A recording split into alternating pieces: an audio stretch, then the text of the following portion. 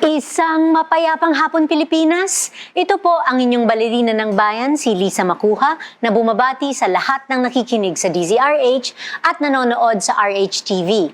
Lalo na sa mga kasamahan nating alagad ng sining at kultura sa buong bansa.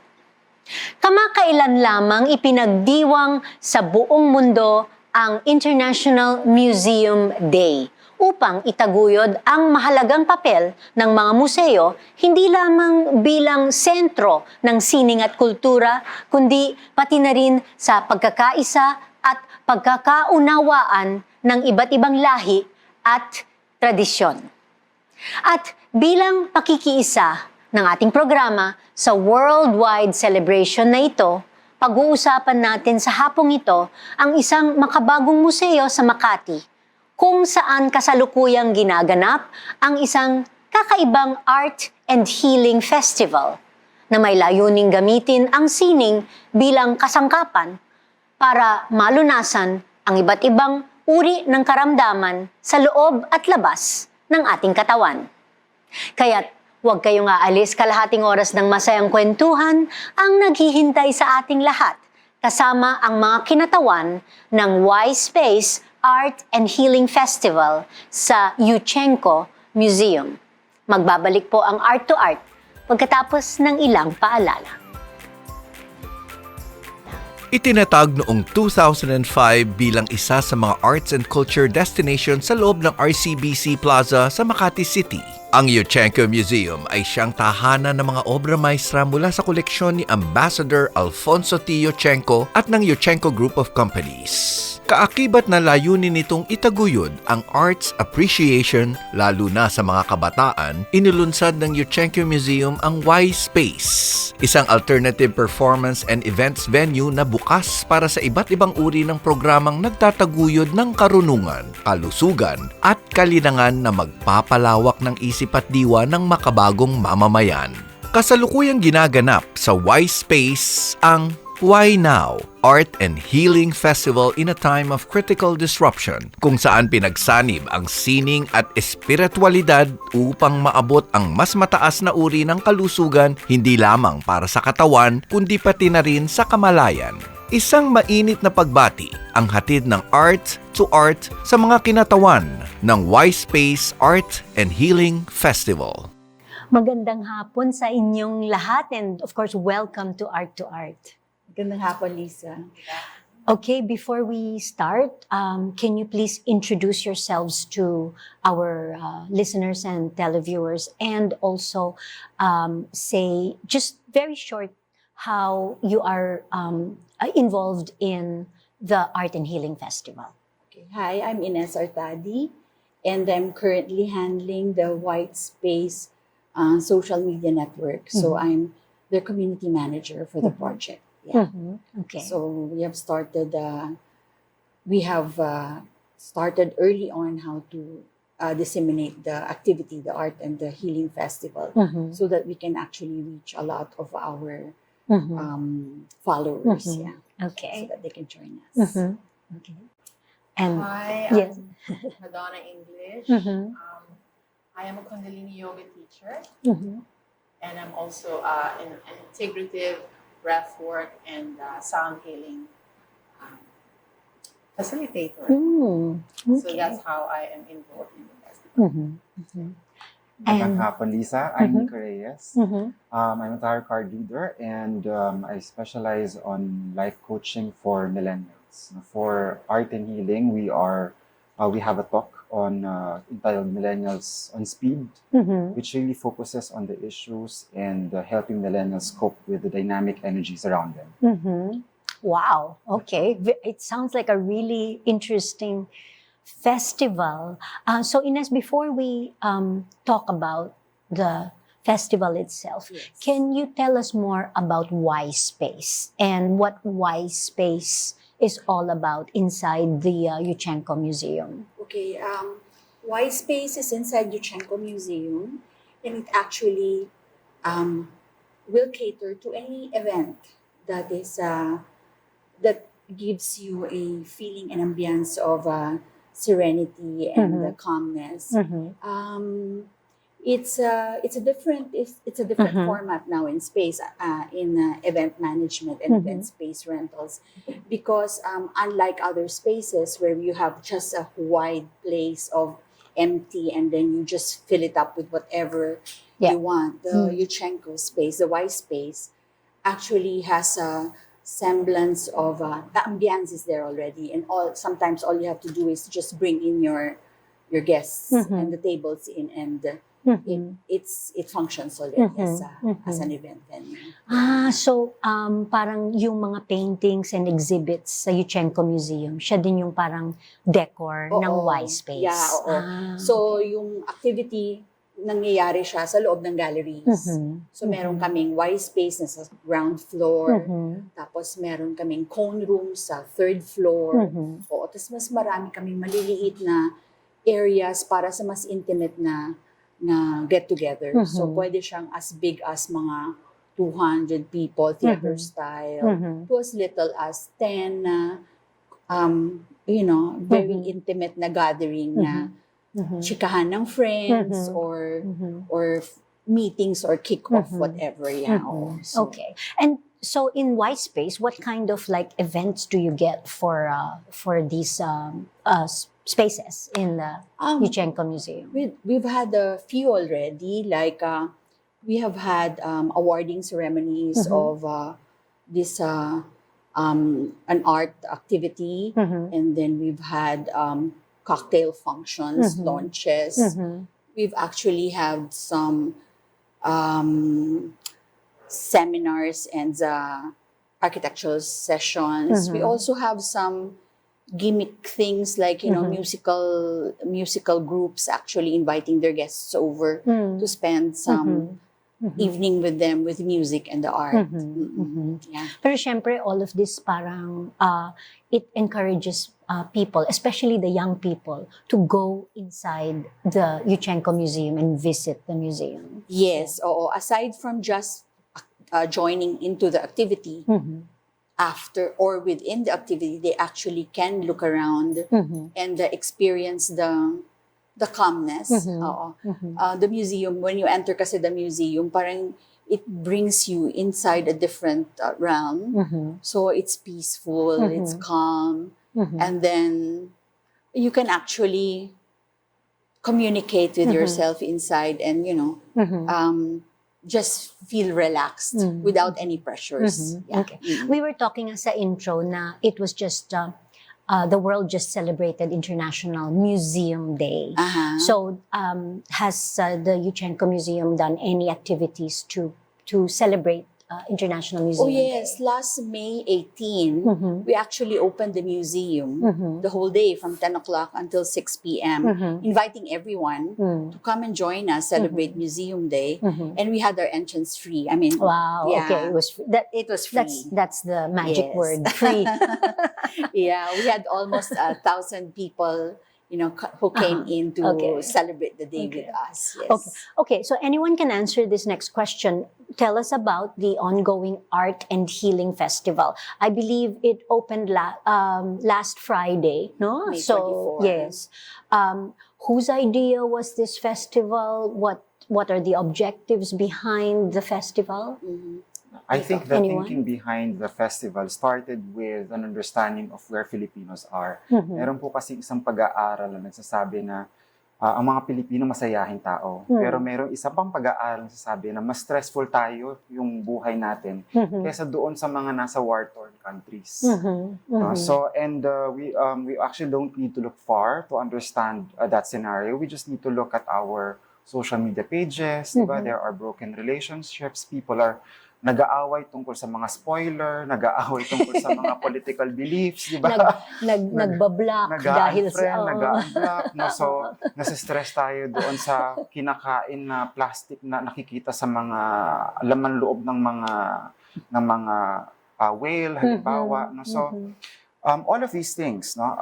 And then Instagram, for example, if you look at Instagram, parang if you look at it, it's encouraging you to spend. Beyond your means sometimes. So imagine if you are the center of these energies, it can really disrupt your energy. your peace of mind. Mhm. It's like all of these things are pushing you to spend more, to know more, to consume more, to debate more with other people, to tell everybody that you're better than everybody else. So it's the nature of the world now. Yeah. It's really different compared to when we are disconnected.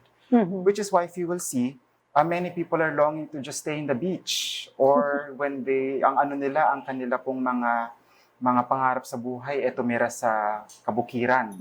Yan ang mga pangarap ng mga tao ngayon. So, in the urban setting, art and healing is precisely there to cater to that need. People are looking for like a calm, safe place where they can rediscover themselves amidst a very busy urban landscape. Okay. So, hinahanap talaga ng mga tao yung ganong pagkakataon at oportunidad para naman magkaroon ng balanse sa kanilang buhay. Pero ano ba talaga ang connection ng sining at saka yung paggaling o ang healing? Healing po kasi is a journey. No? You would really have to, when you're in a process of healing, you would have to, rediscover yourself. You have to confront your pain. You have to be in touch with who you are. I think ang connection po nun sa sining is that, art allows us, art mirrors what we see in ourselves. When we see an artwork, when we listen to someone singing, for example, or dancing, more than that, it allows us to really reflect on our feelings, on our thoughts, and our emotions. And then on the other perspective is that art is an expression. When we're drawing something, for example, if we're writing poetry, it allows us to express, our deepest feelings, the nuances of what goes on in our psychology. So by creating the art and healing event, we are creating a process so that people can go through this journey. Now, I think art and healing was able to really invite the best people in the field. A lot of them are doing things that people don't understand. So Not yet. Not and yet. that's precisely why the festival is there. So we want to make these disciplines and approaches and tools accessible to many people. Okay. So because right now it's still very niche. Kaunti lang po ang may access doon sa mga ganitong disiplina. And some of them, they haven't heard of it. Unfortunately, mas sikat yung mga bagong brandang damit ngayon kesa sa mga ganitong kesa mga ganitong mga programa.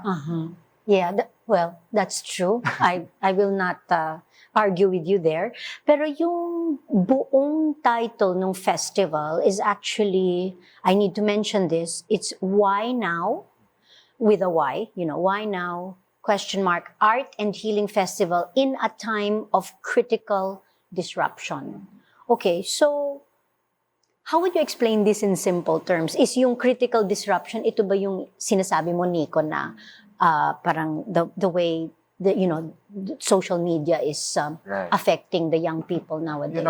Art din po has a way of challenging norms and status quo. If there are theatrical presentations, for example, if there are certain political movements, art is there to have a stand.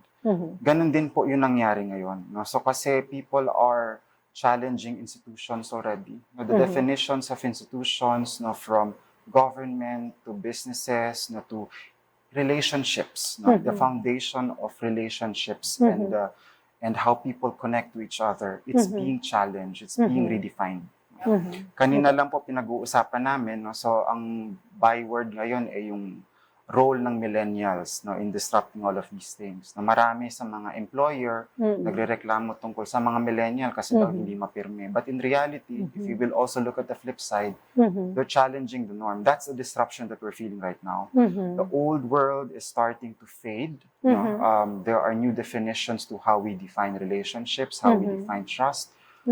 Authority figures, for example, people look at authority figures differently now. So we're in the midst of that disruption. I think it's pointless to control things right now because it's still very fluid. We're in a transition phase. We are rediscovering ourselves. We are rediscovering how we are connected to each other, and how we should coexist. No? So, and in this particular transition, in this particular journey, it's very important that we are also guided properly and accordingly. And that there are modalities and methods that will help us rediscover, our fundamental, our essence as human at the end of the day. Okay. And I understand ang Art and Healing Festival is a month-long activity, no? Yes. That opened last Friday. That's right. So, Madonna, you're very quiet there. So what do you feel is the biggest challenge in gathering all these different artists and healers and conducting like a month-long festival, like the Art and Healing Festival? Challenge to gather them. I'm actually not part of the organizing committee, so I can't really answer that. But I hope there's not that much challenge. I really believe that this right now is currently small, but I feel that there's growth in this healing world. So people such as myself, who's a yoga teacher, a sound healer. I also dabble in kind of like life coaching. So people like me are more and more realizing that our work is needed in this world. Well, let's start with our country, our city. So when I heard about this festival happening, actually I have a funny story to share about this. One of my students told me about it, and she's like, "Why aren't you in there?" I'm like, "Exactly, why aren't I in there?" So I contacted Jenny, who I haven't been in touch with for a few years, and finally got through to her through social media, and I said, "Jeannie, this is what I'm doing now, and I'd like to be a part of it." And she said, "Fantastic, Madonna, we have one more slot." Okay. So I got in. So that got me really excited, because I really feel that this is required right now. Millennials in particular, as we were discussing earlier, this age group, I find that with the yoga that I teach, which is not really the studio type of yoga, it's more the inward spiritual type, where you don't need mirrors around you to practice. You just need to close your eyes and have an experience of yourself. So it's not for everybody, okay? But the millennials, I find that they are so really open to it.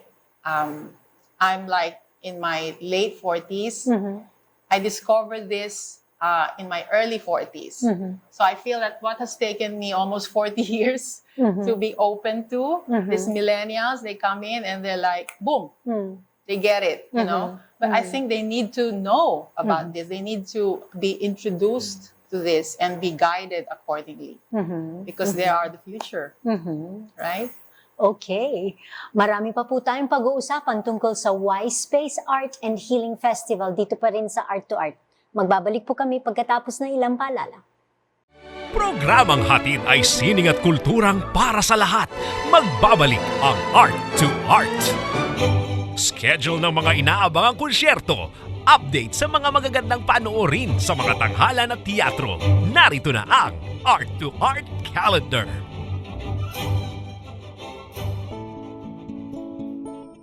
Narito ang ating arts calendar. Sa musika, isasagawa ang Manila Guitar Festival 2019 mula May 31 hanggang June 2 sa Corazon Aquino Hall ng School of Music ng St. Scholastica's College, Manila. Nakatuon sa classical guitar at sa mga sari-saring grupong nagsusulong ng pagtugtog nito ang festival, na ngayong taon ay may temang pagkakaibigan, pagkakaisa at paglikha, ang musika ng gitarang klasikal sa Pilipinas. Ang opening concert sa May 31 ay nagtatampok ng mga guitar ensemble groups mula sa iba't ibang pamantasan sa Metro Manila. Sa mga sumusunod na araw, magkakaroon din ng guitar transcription and arrangement workshop.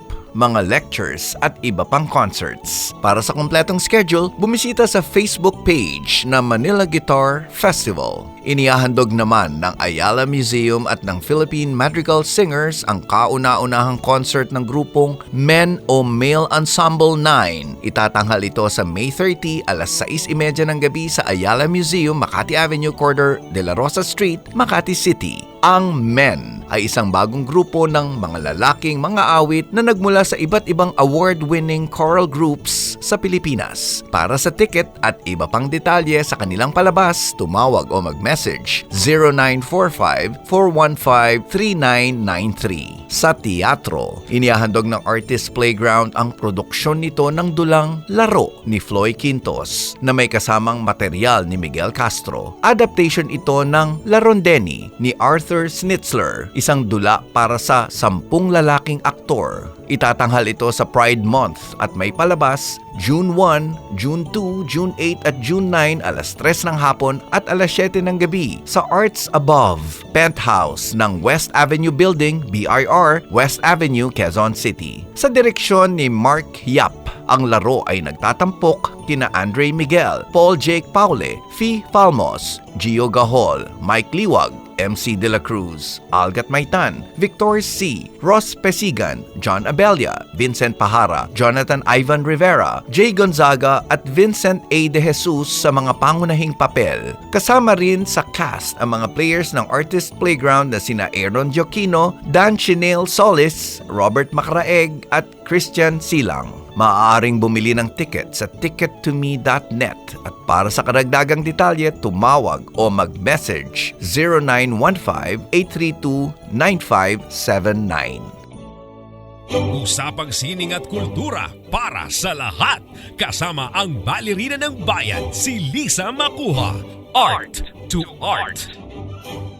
Kasama pa rin natin ang mga kinatawan ng Y-Space Arts and Healing Festival na sina Ines Artadi, Madonna English, Nico Reyes, and we are also joined now by another festival participant, Carl Alexis Jinko. Yes. Carl, Hello. welcome to Art to Art. Ay, maraming salamat po.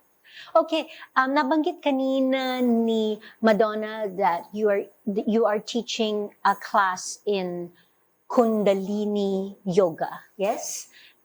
Nico, your workshop is Where I'm doing oracle reading, particularly tarot cards. tarot card reading. Okay. And Carl, you are also a participant in the workshops. Yeah. What's your workshop about? I'm doing 2 workshops for the Yuchenko Museum, a series of workshops. I'm doing one is entitled Soul Spa. Mhm. Other one is Disability. So that's 2 different workshops that targets different kinds of participants. The Soul Spa, it's open for teenagers.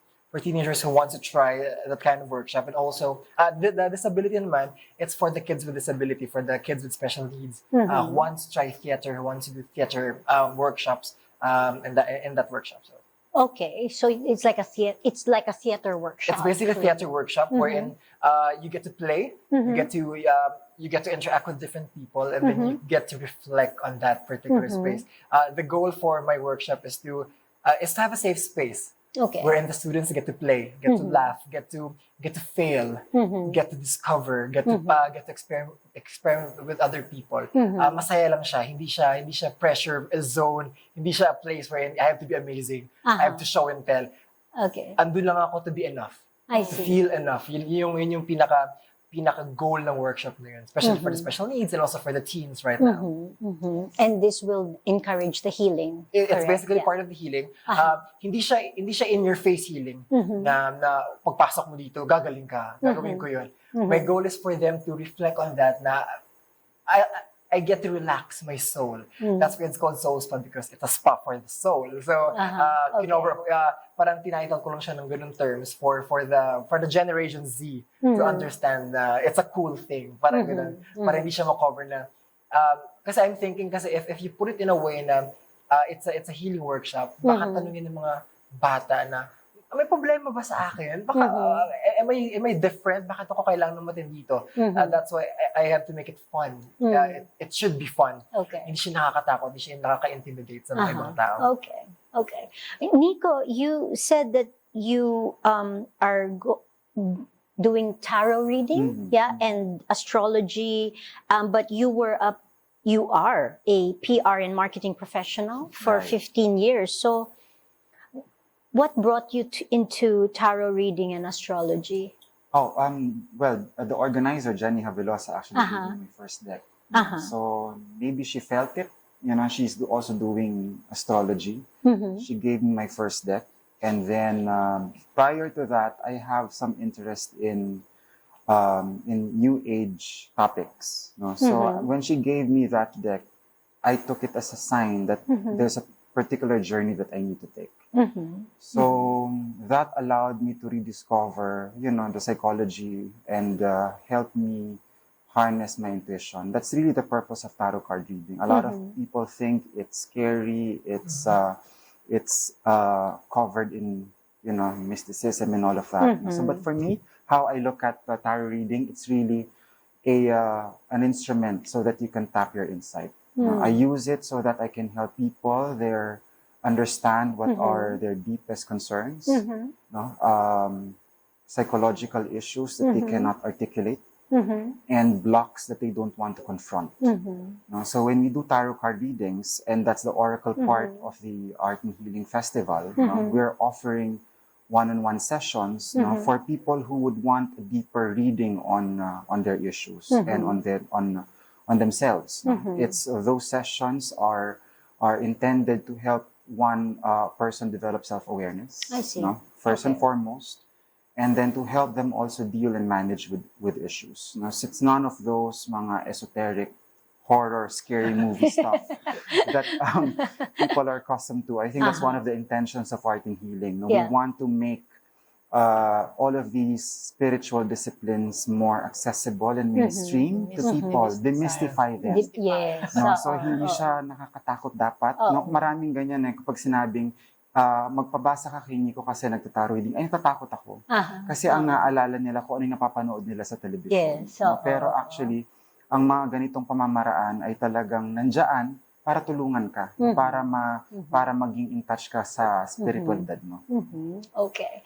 And Madonna, before we broke for in the first half, you said that you are doing Kundalini yoga sessions in the festival. So, can you explain further ano yung difference niya from the other Usual, kinds of yoga practice? I'm familiar with Ashtanga, Vinyasa, and what are the benefits naman of this practice also? Right. So Kundalini Yoga is a technology. It's a science, actually, a very ancient one. It's said to have been in existence for some 5,000 or so years. So it dates back to millennia. Okay, and they actually say that it's the mother of all yogas, Kundalini Tantra practice.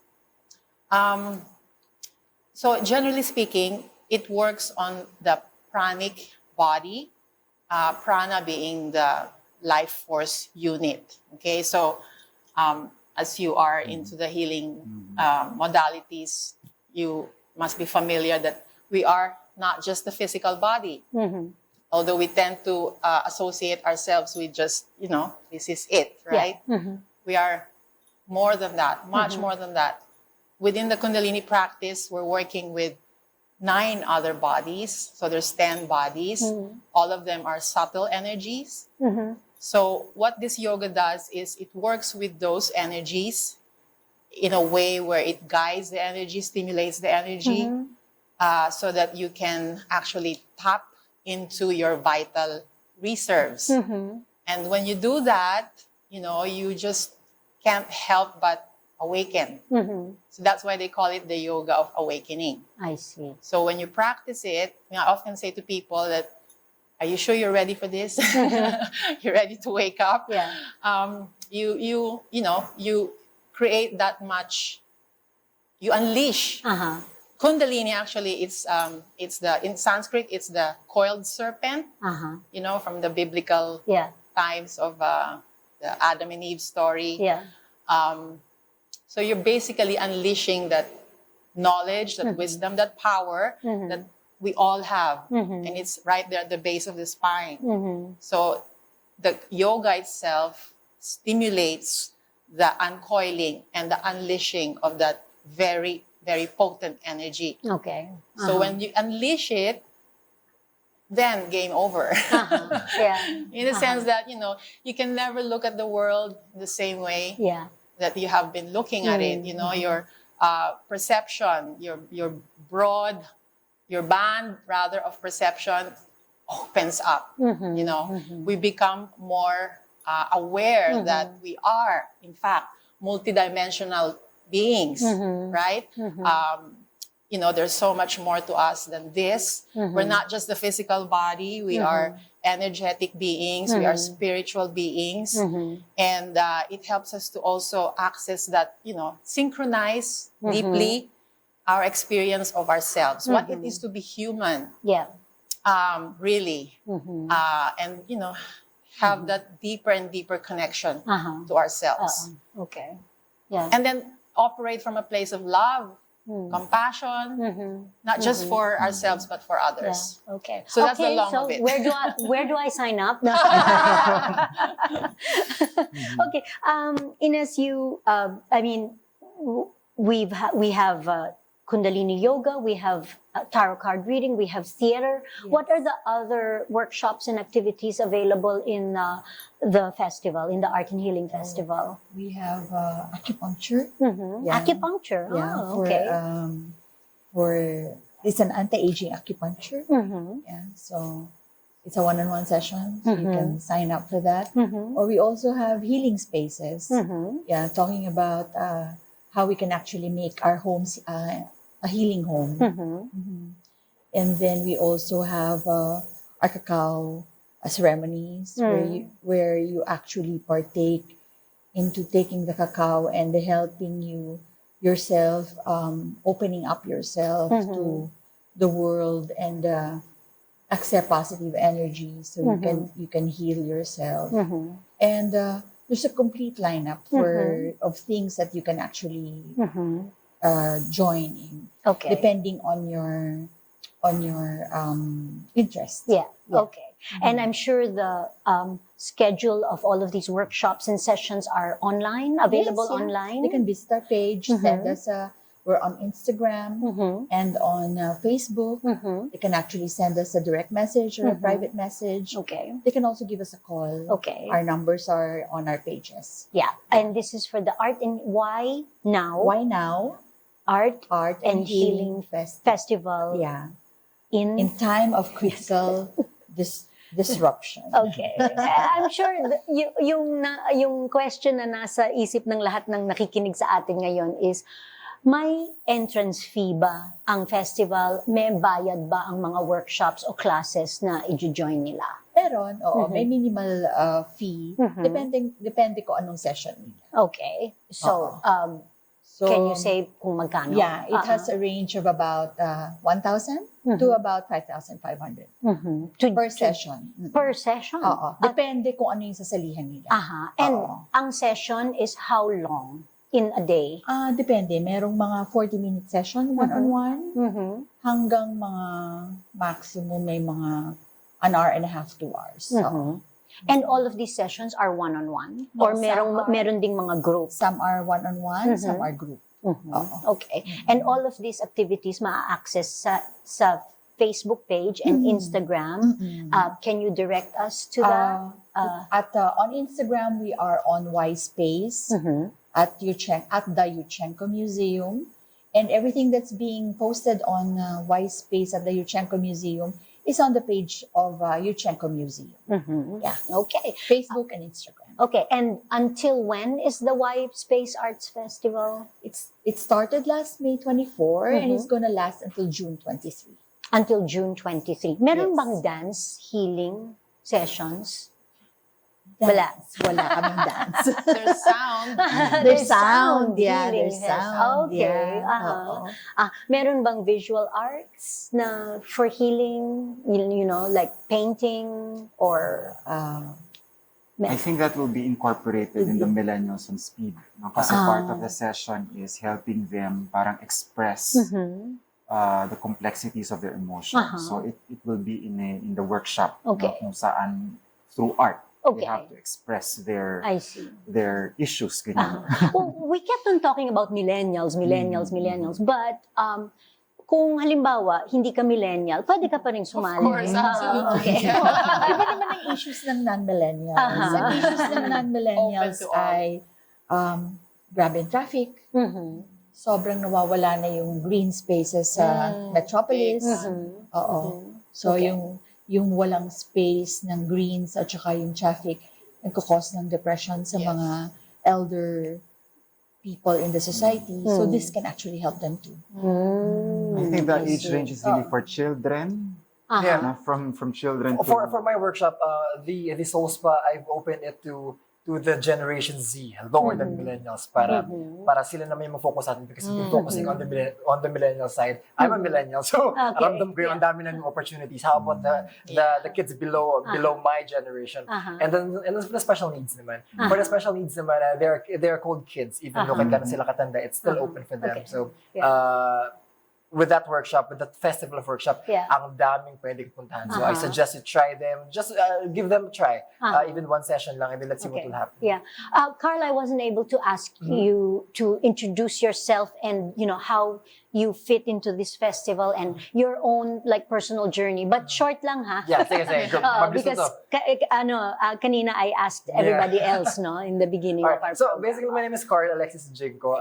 I've been with the Cultural Center of the Philippines, Art Education. I've been doing art therapy for different kinds of group. And then I discovered using art on special needs kids. And then it became a particular show, naging result siya into healing and all. And then since I'm a in-house artist sa Yuchenko Museum, I've been doing shows for the Yuchenko Museum for at least a month, once a month. We had a discussion na what if idadala ko siya doon. Sabi ko, I'm open for that because ang daming demands for these kind of healing, especially for the Generation Z right now and also for the special needs na a workshop wherein hindi ko mararamdaman na pinapagalitan ako, workshop na hindi kung saan kailangan ko maging prepared when I enter the room.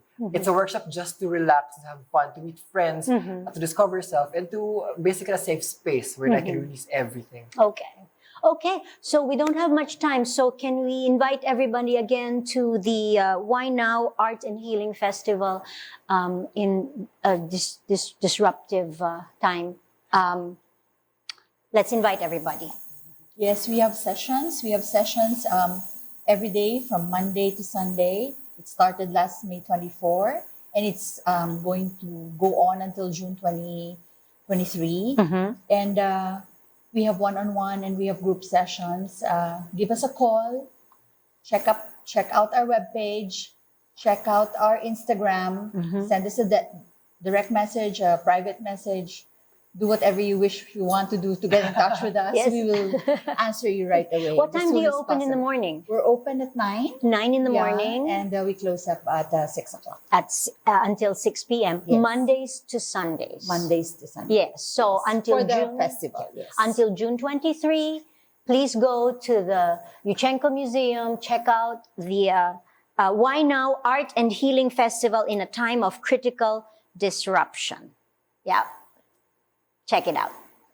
Hanggang sa susunod na linggo, samahan ninyo kami ulit dito sa Art to Art, kung saan ang usapang sining at kultura ay para sa lahat. Ito po ang inyong balerina ng bayan, Lisa Macuja, nagpupugay sa artistang Pilipino.